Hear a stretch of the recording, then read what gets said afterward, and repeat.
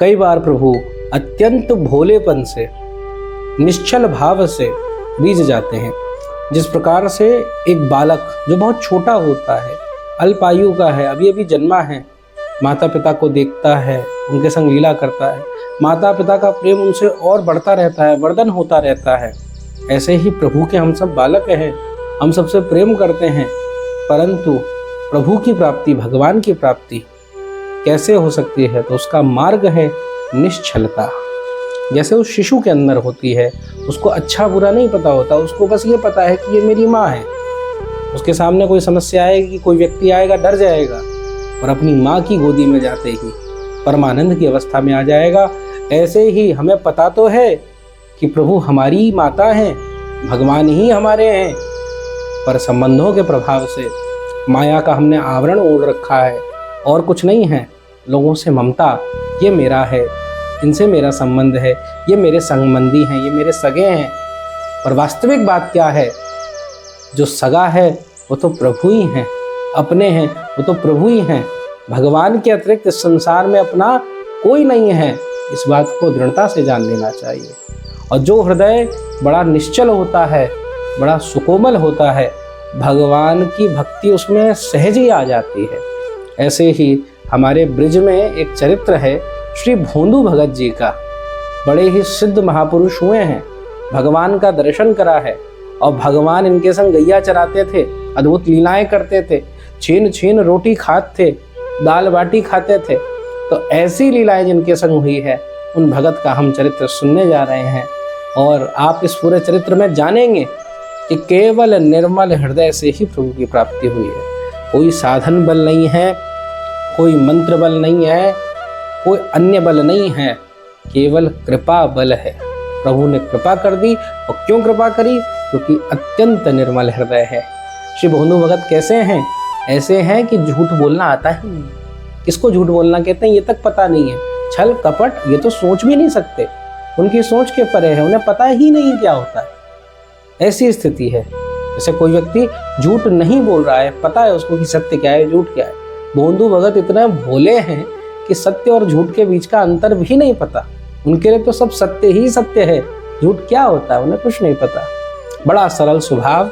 प्रभु की कथा सुन ली, प्रभु की भक्ति की बात हुई, तो कथा वार्ता से पता चला भैया श्री वृंदावन में ठाकुर जी गैया चरावे हैं।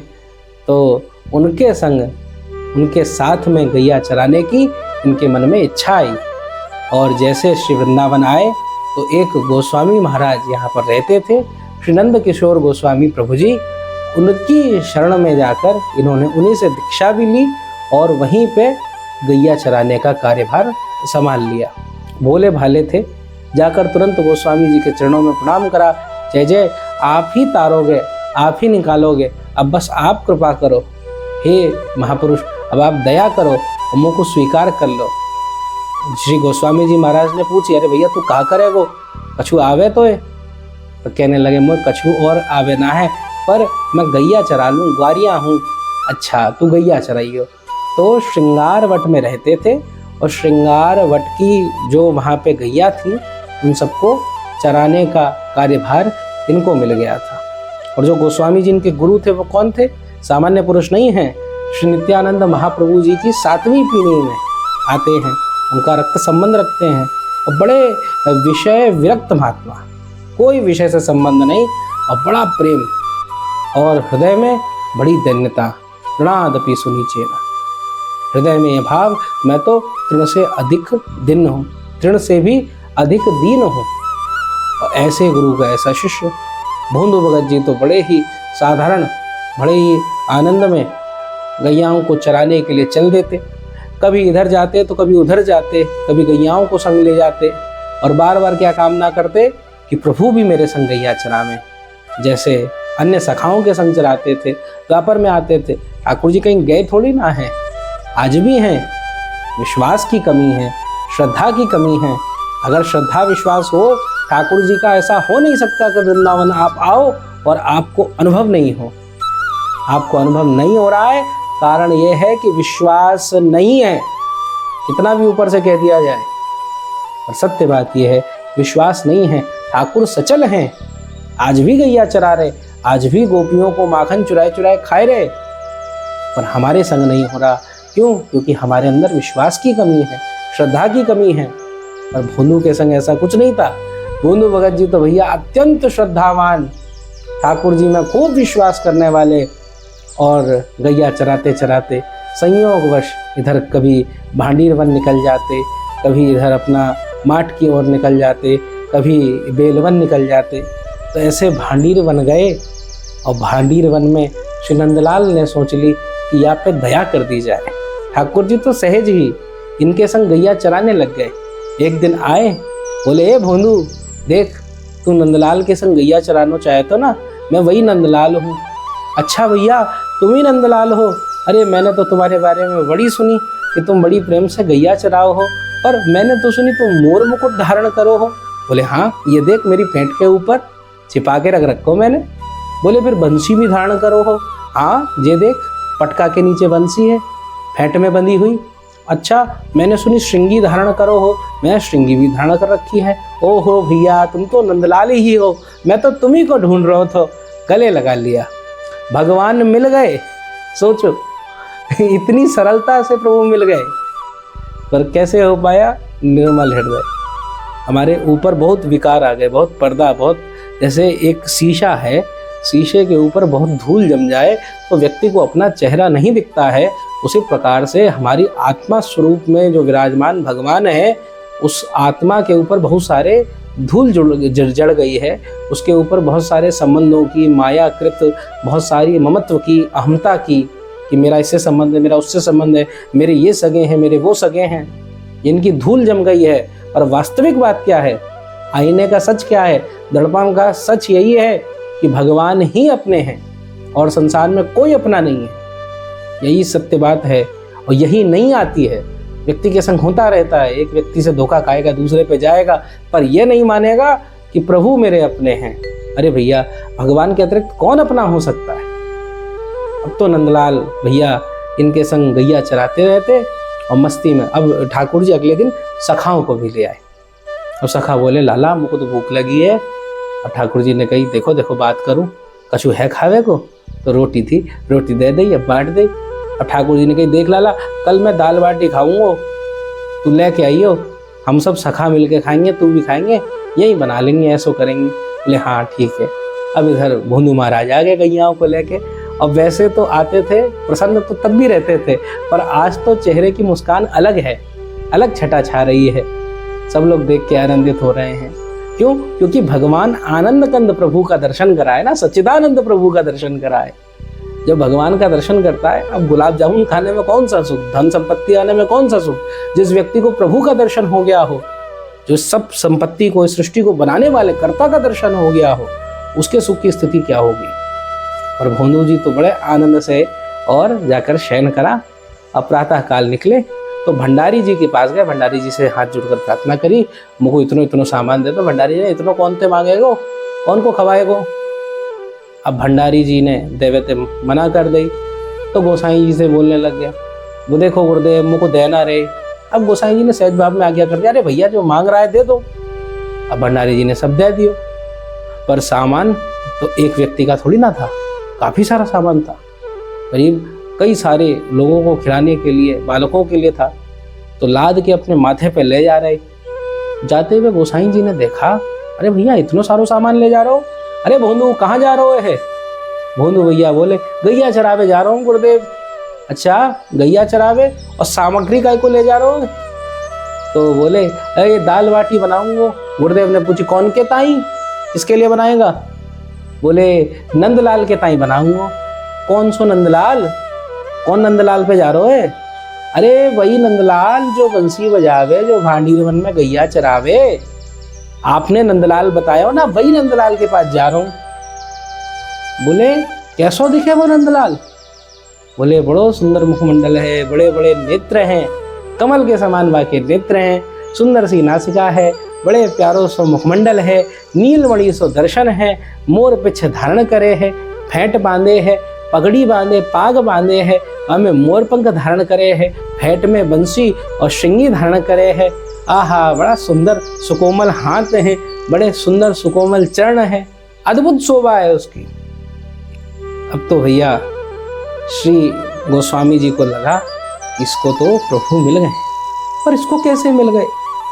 परंतु फिर ये आया बात कि भोंदू झूठ नहीं बोल सकता, ये तो सत्य बोलने वाला है, इसको पता भी नहीं झूठ क्या होता है, तो कह तो ये सत्य ही रहा है। तो एक काम करो, गुरुदेव ने कहा अपने नंदलाल से कहो एक दिन भोग आरोगने की कृपा यहाँ पे भी करें। भोंदू ने कही काय को नहीं, बिल्कुल बिल्कुल अभी मैं जाके कहूँगा। गुरुदेव ने कही आ जाएंगे ना पक्का। भोंदू बोलो बिल्कुल काय को ना आएंगे गुरुदेव, आप बुलाओगे मैं उनको लेके आऊँगा। और भोंदू महाराज चल दिए। अब भोंदू महाराज आए इधर और भांडीर वन में सब दाल बाटी बनाई बढ़िया पाई। या के बाद ठाकुर जी जाने लग गए। भोंदू भैया ने कहा अरे भैया एक कन्हैया रुक जा। अरे नंदलाल मोह एक तो से काम है, मेरे जो गुरुदेव है ना श्रीपाद श्री नंद किशोर गोस्वामी महाप्रभु जी, वो आपको बुला रहे हैं, आपके ताई निमंत्रण भेजो है श्रृंगार भट्ट में आवे को खावे को। अब भैया ठाकुर जी ने तो कह दी साफ साफ, देखो मैं कछु निमंत्रण विमंत्रण ना जानूं, मैं तो तेरे पास आया हूँ खेलने को, मेरा कोई और से संबंध ना है। अरे ठाकुर जी ऐसे रूठो मत, नेक्स्ट चलो तो मैं ले चल रहा हूँ आपको, मैं दिखाऊंगा बहुत बढ़िया है, अच्छा स्थान है, बढ़िया सुंदर प्रेम से भोजन पवाएंगे। बोले नहीं नहीं मैं तो को जानूं, अरे वो मेरे गुरुदेव हैं, अरे वो गुरुदेव के कहा काम, वो तो तोते काम है। अब भैया ठाकुर जी कहने लगे कि भैया मैं तो तेरे संग ही जाऊंगा, तेरे पास ही आऊंगा, अब गुरु जी से मैं क्या करूंगा मिलके। भोंदू ने बोलो नहीं नहीं आपको चलना पड़ेगा। ठाकुर जी बोले मैं ना ही जाऊंगा। अब तो भैया भोंदू ने अपनी जो लकुटी थी लाठी थी उसको उठाया, कंधे पे धरा, सामान बटोरा, गैया हाँकते हुए निकल गए, एक शब्द ना ही बोलो। अब तो ठाकुर जी बड़े अधीर रह गए। ठाकुर जी सोचने लगे अरे भैया लगता है नाराज हो गया, रुष्ट हो गया है। अरे लाला रुक जा, कहाँ जा रहे हो है? अरे लाला नेक सुन तो ले, बात तो सुन। अरे भैया देख देख मैं कहा कह रहा हूँ, कच्छू ना सुनी महाराज। अब भैया ठाकुर जी बड़े अधीर हो गए। सोचो जो परमात्मा अनादि अखंड अछेद आदि शब्दों से व्यक्त करे जाते हैं, वेद जिनको नेति नेति पुकारता है, जो सकल ब्रह्मांड के आधार हैं, जिनकी एक पलक झपकने में कई ब्रह्मा आदि देवता नष्ट भ्रष्ट और पुनः सृष्टि हो जाती है। अब ब्रह्मा आदि देवताओं की तो हमारी क्या, ब्रह्मा आदि देवताओं के लिए हम लोगों की जीवन चीटी मात्र है। तो सोचो वो भगवान, परंतु वो परमात्मा अपने ऐश्वर्य को भूलकर, अपने भगवत्ता को भूलकर, अपने भगवान होने को भूलकर केवल भक्त के लिए, केवल अपने प्रियजन के लिए, क्योंकि मुझसे प्रेम करता है, इसीलिए आए और दौड़कर भोंदू के पास पहुंचे। जैसे भांडीवन की सीमा पे जाए रहो, ठाकुर जी आगे सामने खड़े हो गए। मैं कह रहा हूँ इतनी देर से तो रुक जा, काय को ना रुक रहो। भोंदू बोलो अरे तुम मेरे गुरुजी से बात ना करो, अगर तुम्हारो गुरुजी से कोई संबंध ना है तो मेरे कोई संबंध ना है, इतनी मित्रता थी। ठाकुर जी ने कही ऐसी बात मत करे, देख लाला अब तू जो कहेगो वही करूँगा मैं, पर देख श्रृंगार वट में ना जा सकूं, कारण क्या है, वो श्री जी को स्थान है, किशोरी जी को स्थान है, उनके श्रृंगार को स्थल है। अब मैं तो जाऊं पर मेरे संग सखा भी जाएंगे, बलदाऊ जी भी जाएंगे, तो श्री जी को कई व्यवस्थाएं करनी पड़ेंगी, उन्हें परिश्रम होगा, कष्ट होगा। इसीलिए एक काम कर, तू अपने श्रीपाद से कह दे कि वो अपनी सामग्री ले आ भांडीर वन में, और मैं दर्शन दे दूंगा और बढ़िया उनको पवा दूंगा। अब तो भोंदू बड़ो खुश कि हाँ भैया काम है गयो, और दौड़ पे भागते हुए गए और गुरुजी को बताई कि गुरुजी अब चलना है कल। अब भैया नंद किशोर गोस्वामी जी को तो बड़ो आनंद आवे, एक तो नित्यानंद महाप्रभु जी की परंपरा में है, तो श्रेष्ठ वैष्णव तो है ही, प्रभु से मिलन होने वाला है, रोम रोम हर्षित हो रहा है। पूरी रात भर यही सोचते रहे प्रभु से मिलेंगे तो क्या करेंगे, कैसे मिलेंगे, कैसे उनसे वार्ता होगी। और सुबह सुबह प्रातःकाल निकल पड़े गैयाओं के संग में, और देखा नंदलाल तो वैसे ही खेल रहे हैं जैसे द्वापर में सखाओं के संग श्रीदामा सुबल तोष आदि सखाओं चंदन सखा के संग खेला करते, वही लीलाएं हो रही हैं। अब भैया लाला ने घेर लियो भोंदू को भी गुरुदेव को भी। अब चलो जे फटाफट सामग्री बनाओ, हमको भूख लग रही है। और ठाकुर जी जाके गोदी में बैठ गए हैं। आहा, श्री गोस्वामी जी को परमानंद की अनुभूति हो रही है। एक एक सामग्री, एक एक कवल अपने हाथ से श्री ठाकुर जी को पवा रहे हैं। ठाकुर जी अपनी जो प्रसादी है वो भोंदू को दे रहे हैं। अब भैया भोंदू तो परमानंद की अवस्था में, सच्चिदानंद की अवस्था में, अखंडानंद की अवस्था में अवस्थित हो गया है। संसार सागर से मुक्त तो वैसे ही था, पर अब तो परम मुक्ति को प्राप्त हो गया है, प्रभु का हो गया है, प्रभु से हो गया है, प्रभु के लिए हो गया है, हर चेष्टा परिवर्तित हो गई है। और तभी प्रभु अंतर्ध्यान हो गए। अंतर्ध्यान क्यों हो गए? अंतर्ध्यान इसलिए होते हैं प्रभु, ताकि प्रेम और बढ़ जाए।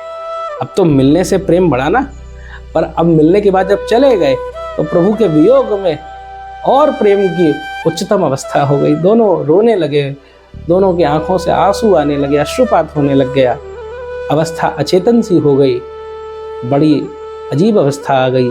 तब ठाकुर जी ने मन में आके संदेश दिया, भोंदू से तो कह दिया, लाला अब तू चिंता मत कर, तू बस मेरी गैया चरा और मेरे नाम को जाप कर, तेरा कल्याण तो है गयो।